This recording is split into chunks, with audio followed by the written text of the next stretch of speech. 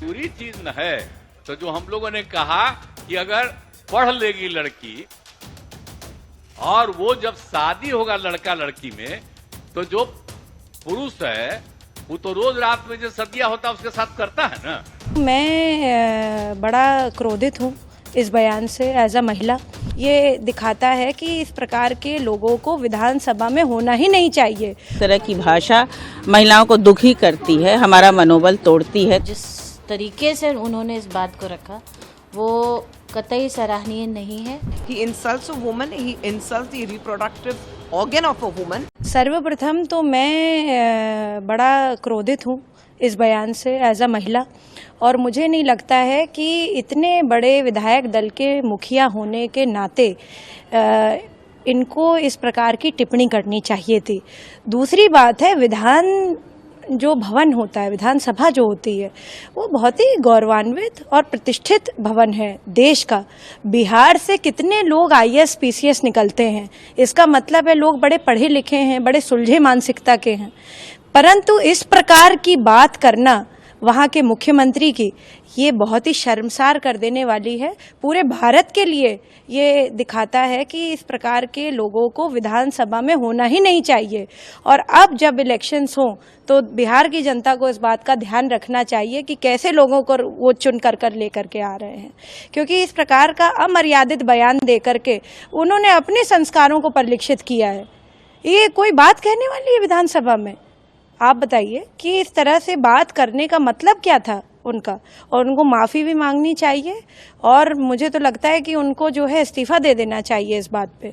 Ma'am, इतने के लिए आपत्तिजनक भाषा का इस्तेमाल किया, इसको किस तरह से देखती हैं? हर नेता को महिलाओं के लिए सम्मान से बोलना चाहिए, सम्मानित भाषा का प्रयोग करना चाहिए। बहुत ही गंभीर नेता हैं और मुझे लगता है वो खुद भी समझ रहे होंगे कि इस तरह की भाषा महिलाओं को दुखी करती है, हमारा मनोबल तोड़ती है। तो मुझे आशा है कि आगे से ऐसी भाषा का प्रयोग वो न करेंगे। महिलाएं समझती हैं, उनको अच्छी भाषा में भी और अपनी बात को एक सुसंस्कृत भाषा में भी किया जा सकता है। देखिए, जिस तरह का उनका जो वक्तव्य आया जातीय जनगणना के आधार पे, उन्होंने जो इसी क्रम में जो अपनी बातें बोली, ये और मर्यादित तरीके से रखा जा सकता था। जिस तरीके से उन्होंने इस बात को रखा वो कतई सराहनीय नहीं है, और उन्हें एक उम्र का लिहाज करते हुए, महिलाओं का सम्मान करते हुए इस बात को और मर्यादित तरीके से रखना चाहिए था। आज सदन है कि आप लोग इस मामले को उठाएंगे सदन में? जी, अब पार्टी क्या स्टैंड लेती है ये तो हम लोग आपस में विचार विमर्श करके इस पर ये करेंगे, लेकिन ये बहुत ही निंदनीय है, बहुत ही शर्मसार करने वाला है। इन्होंने न सिर्फ अपने दल को बल्कि पूरे बिहार को शर्मसार करने का काम किया है। राष्ट्रीय महिला आयोग ने, नेशनल कमीशन ऑफ वुमेन ने इनसे माफी मांगने को कहा है। माफी मांगी है, लेकिन अभी तक कुछ ऐसा दिख नहीं रहा है। देखिए, इनका तो शुरू से ऐसा प्रवृत्ति रहा है कि महिलाओं के प्रति वो सम्मानजनक नज़रिया नहीं रखते हैं। हमारे साथ व्यक्तिगत कुछ ऐसी घटनाएं पहले घटी जो आप लोग सब इस वाकया को जानते हैं। उस क्रम में भी इन्होंने कभी भी खेद तक नहीं जताया, और महिलाओं के प्रति इनका दृष्टिकोण सम्मानजनक नहीं है, और राष्ट्रीय महिला आयोग ने इस पर संज्ञान लिया है।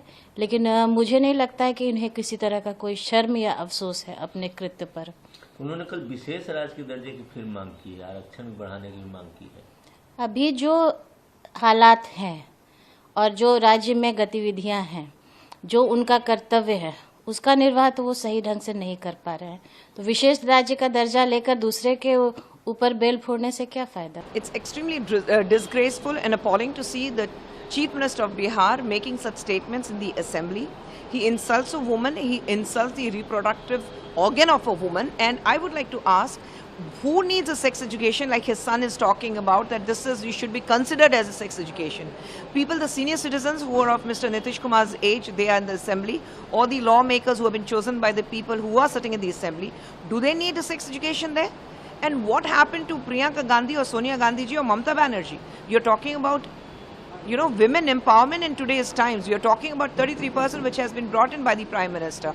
And these women are quiet, and this is what India they're talking about.